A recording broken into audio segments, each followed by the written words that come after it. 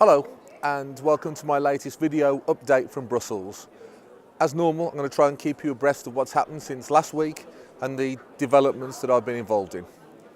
Domestically, one of the issues that I've had to face is that I've highlighted an issue with the NHS whereby every year at Christmas time there's always a massive surge of illnesses. People, unfortunately, at that time of year we get more problems.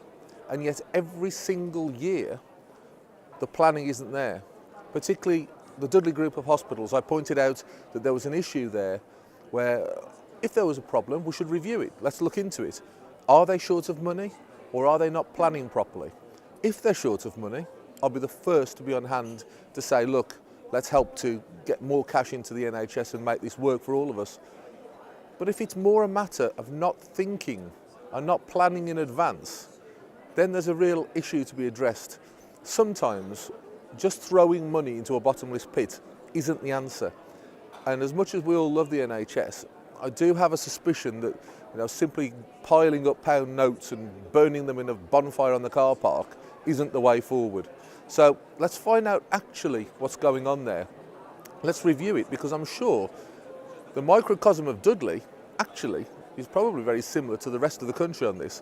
And if we can look at the planning issues involved, maybe we can have a better NHS, which isn't just better for the patients, but also the staff and the management. Now, my comments provoke quite a strong reaction from many people. I think it's important to stress and say here and now, I wasn't critical of the staff, I was critical of the lack of management planning. I have a meeting hopefully lined up soon with the hospital management where we'll discuss these things and see if there's a way I can constructively help, and we'll find out exactly what's going on there. But I still think maybe a review into this hospital and many others would be a way forward.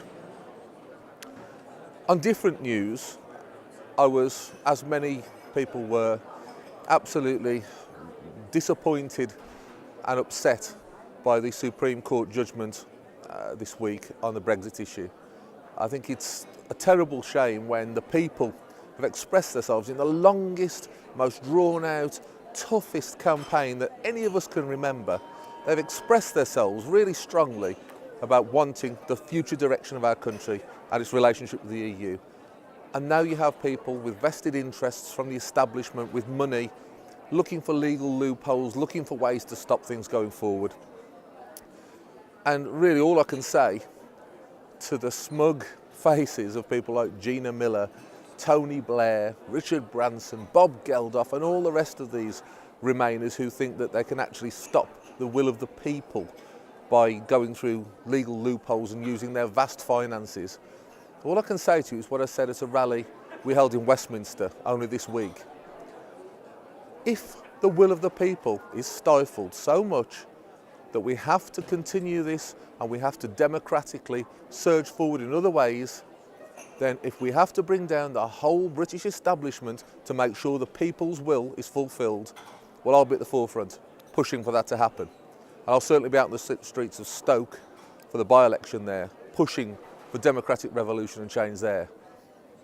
We are a democracy. The people have spoken.